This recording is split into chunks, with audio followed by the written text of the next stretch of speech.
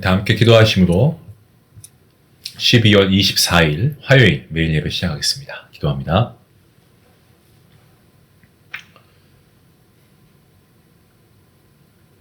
위대하시고 거룩하신 하나님, 오늘도 하나님의 그 높고 위대하심을 찬양하고 경배합니다. 오늘도 매일 예배를 통하여서 말씀의 은혜를 우리에게 더하여 주시고 말씀을 통하여 하나님을 경외할 수 있는 자리로 인도하시니 감사합니다. 하나님을 깊이 알아가는 거룩한 시간이 될 수 있도록 하나님 은혜 베풀어 주시옵소서.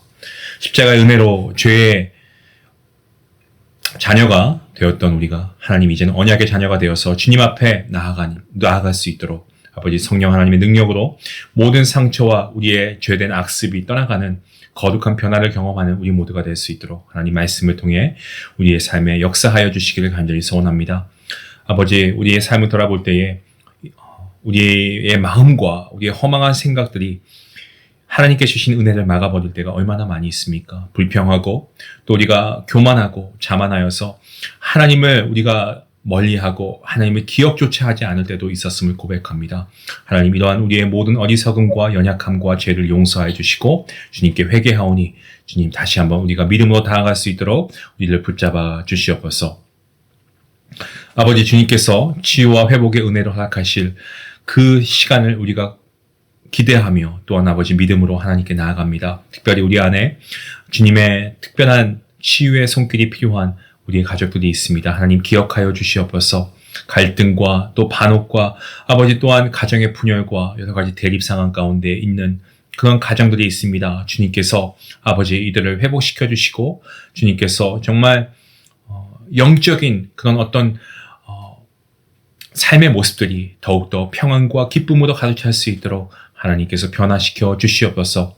아버지 또한 주님께서 우리의 삶 가운데에 많은 은혜를 베풀어 주시니 감사합니다. 특별히 하나님 저희가 늘 교회를 위해서 기도할 수 있도록 도와주시고 우리 교회를 이 지역에 세워주시는 하나님의 그 뜻하심을 우리가 분명하게 깨닫고 하나님 예수의 생명을 우리가 이 지역에 증거하는 그러한 비전을 가지고 방황하는 이들을 위해서 예수 그리스도의 생명의 말씀을 전할 수 있는 귀한 믿음의 공동체가 되게 허락하여 주시옵소서.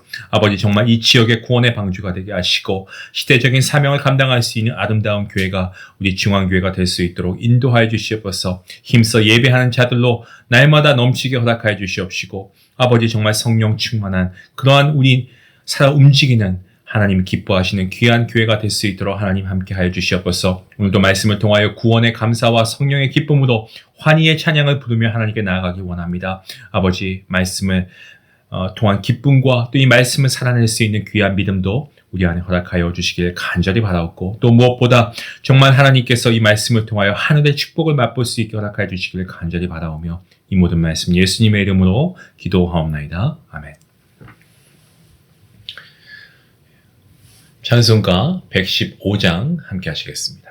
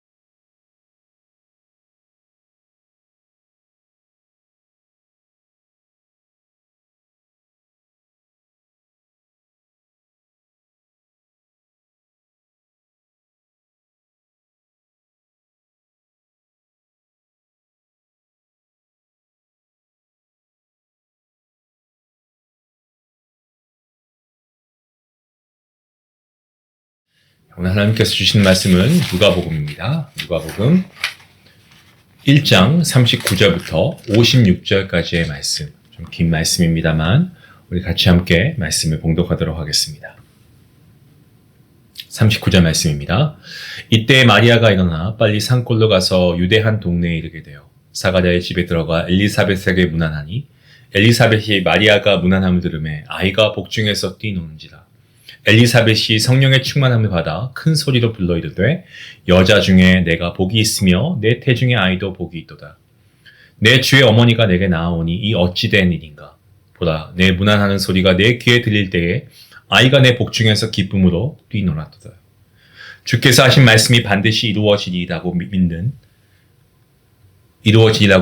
그 여자에게 복이 있도다.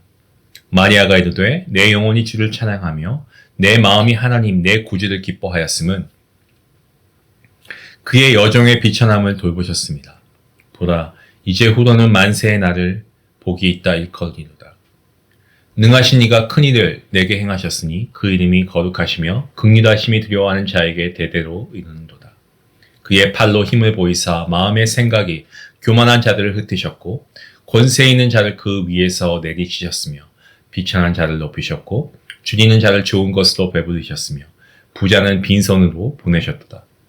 그 종 이스라엘을 도우사 긍휼히 여기시고 기억하시되 우리 조상에게 말씀하신 것과 같이 아브라함과 그 자손에게 영원히 하실 것이로다 하니라. 마리아가 석 달쯤 함께 있다가 집으로 돌아가니라. 아멘.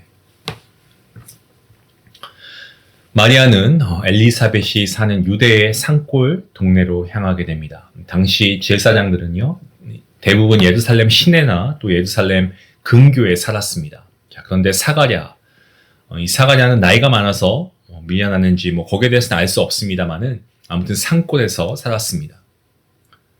마리아는 지금 그 산골을 향하고 있습니다. 이 구절에서 주목해야 할 단어가 있는데 빨리라고 하는 이 스푸데, 이 빨리라고 하는 의미의 단어인데 이 스푸데는 빨리라고 하는 단어 의미의 뜻도 있지만 동시에 간절히라고 하는 의미도 있습니다. 마리아가 사는 나사렛과 그리고 유대의 한 동네는 한 100여 마일 정도 떨어진 곳이라고 합니다. 여인이 임신하게 되면 처음 3개월은 유산의 가능성이 있기 때문에 굉장히 조심해야 합니다. 하지만 마리아는 그런 것과 무관할 리가 없음에도 불구하고 그 먼 거리를 지체하지 않고 갔습니다. 가난한 이 목수의 아내인 마리아에게 낙이나 낙타 이런 교통수단이 있을 리가 만무하겠죠. 그럼에도 마리아는 지체할 수가 없었습니다. 왜 마리아가 엘리사벳이 사는 곳에서 서둘러서 간절하게 가보고 싶었겠습니까? 무엇 때문에 그럴까요? 마리아는 자기에게 행하신 하나님의 역사가 가브리엘 천사가 말했던 것처럼 자신의 친척 엘리사벳에게도 동일하게 역사한 것인지 확인해 보고 싶었던 겁니다. 태아는 대체로 4, 5개월이 되면 태동이 있습니다. 이미 엘리사벳은 6개월이 되었습니다. 그렇기 때문에 이 엘리사벳의 뱃속에서 태아가 움직이는 것을 자연적인 현상으로 생각할 수 있습니다. 만약 그것이 자연적인 현상이었다면 이 성경이 출산과 육아에 관한 책이 아닌 한 누가가 그 사실을 기록하였을 리가 만무하죠. 그런데 오늘 본문 44절 말씀을 보시면 너의 문안하는 소리가 내 귀에 들릴 때에 아이가 내 복중에서 기쁨으로 뛰놀았다라고 강조하고 있습니다. 마리아가 찾아와서 엘리사벳에게 문안하는 소리를 듣고 아이가 뛰어놀았다라고 하는 것은요, 이것은 성령님의 역사라고 하는 의미입니다. 다시 말씀드리면 이 말씀은 단지 두 임산부의 만남만을 의미하는 것이 아니고 성령님의 역사함으로 말미암아 요한과 예수님의 만남을 말하고 있는 겁니다. 다시 말씀드리면 구약과 신약이 만나는 겁니다. 이 장면이 바로 구약과 신약의 분기점이 됩니다. 그래서 이 할머니 엘리사벳은 처녀 마리아에게 내 주의 어머니라고 고백합니다. 마리아가 임신한 아기가 자신의 주님이라고 고백하는 거죠. 본문 46절부터 마지막 절 56절까지의 말씀은 마리아가 부르는 노래, 이 마리아의 찬가입니다. 47절과 48절 말씀을 보시면 마리아는 자신을 찾아와 주시고 자신을 통해 메시아를 이 땅에 오시게 하시는 하나님을 구주라고 고백합니다. 그리고 그 하나님을 기뻐한다라고 하고 있습니다. 여러분, 신앙의 힘은 하나님을 기뻐하는 데서 오는 겁니다. 마리아는 자신이 찬양하는 이유를 두 가지로 들고 있는데, 첫 번째는 하나님께서 자신의 비천함을 돌보셨기 때문이다 라고 합니다. 마리아는 목수와 약혼한 보잘것없는 여인입니다. 그 당시에 목수는 연장통을 메고 그냥 이 마을 저 마을 돌아다니면서 떨어진 문짝도 고쳐주고 부러진 칼집도 만들어주는 그런 일을 했습니다. 자, 그런 자신을 예수님을 잉태하는 통로로 삼아주시는 것을 찬양하지 않을래야 찬양하지 않을 수가 없었던 거죠.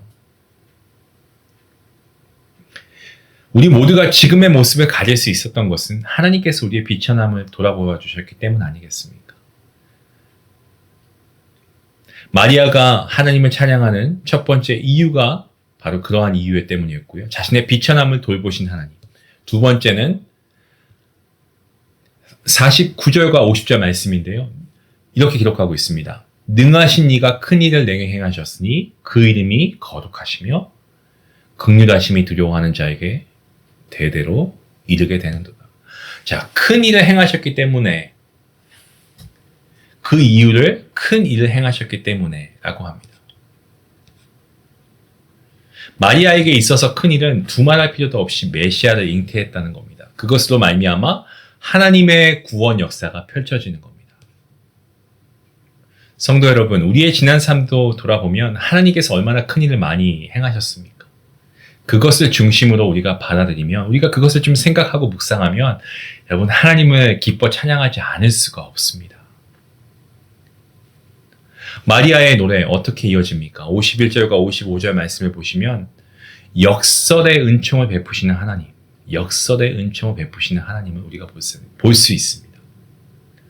그러니까 이거죠. 교만한 사람, 권세 있는 사람, 부자가 자기 자신이나 자기의 소유를 힘으로 삼는 사람이라고 한다면, 비천한 사람, 그리고 줄이는 사람, 이러한 이들은 하나님만을 자신의 힘으로 사는 사람들 아니겠습니까?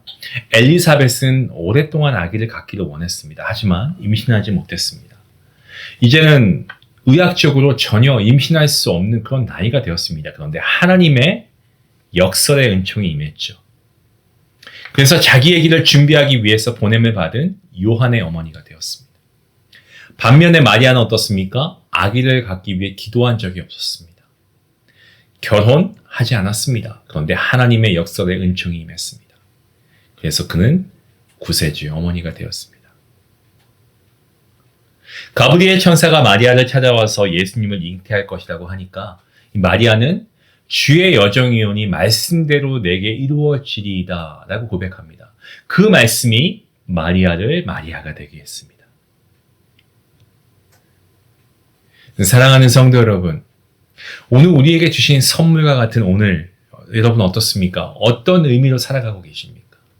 오늘 이 하루 어떻게 살아가기 원하십니까? 오늘 말씀을 통해 여러분이 얻게 된 이 은혜의 메시지 여러분 기억할 수 있기 원합니다. 오늘 마리아의 고백처럼 주의 여정이오니 말씀대로 내게 이루어지니이다. 하나님의 역설의 은총이 오늘 여러분에게 임할 수 있기 원합니다. 정말 바라고 소망하기는 오늘 하루 우리가 하나님을 우리의 힘으로 삼고 우리를 살리시는 하나님의 말씀에 순종하는 그러한 하나님의 사람이 될 수 있기 원합니다. 그리하여서 하나님의 역설의 은총이 오늘 저와 여러분의 삶에도 이루어지는 그 은혜가 있기를 주님의 이름으로 간절히 축원합니다. 기도하시겠습니다. 하나님 감사합니다. 오늘도 말씀의 은혜를 우리에게 주시니 감사합니다. 엘리사벳은 평생 임신하기 원했지만 임신하지 못했습니다. 나이가 많이 들고 모든 것을 포기했을 때 하나님의 역설의 은총이 임했습니다. 마리아는 임신을 위해 단 한 번 기도하지도 않았습니다.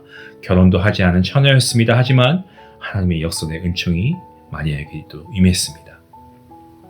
엘리사벳이 요한의 어머니가 되고 마리아가 예수님의 어머니가 되었던 것은 모두 말씀대로 내게 이루어지리이다 라고 순종했기 때문임을 고백합니다. 하나님 바라고 소망합니다. 우리의 가정이, 우리의 일터가, 우리의 삶이 말씀하신 대로 이루어지기 원합니다. 또한 하나님께서 이 땅 위에 우리의 삶 가운데 역사의 은총을 베풀어 주시고 정말 이러한 과정들을 통해서 하나님 우리의 삶이 더욱더 새로워지게 허락하여 주시옵소서.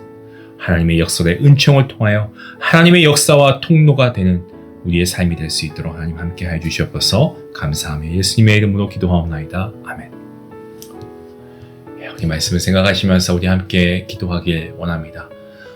우리 자신의 삶이 하나님의 말씀을 이루는 통로가 되고 우리 하나님을 정말 우리의 힘으로 삼기 위해서 우리가 좀 결단했으면 좋겠습니다. 그와 믿음의 결단 우리에게 있으면 좋겠고 하나님의 역설의 은총을 찬양할 수 있는 우리의 모습이 될 수 있기 원합니다. 우리 말씀 생각하시면서 함께 기도하시겠습니다.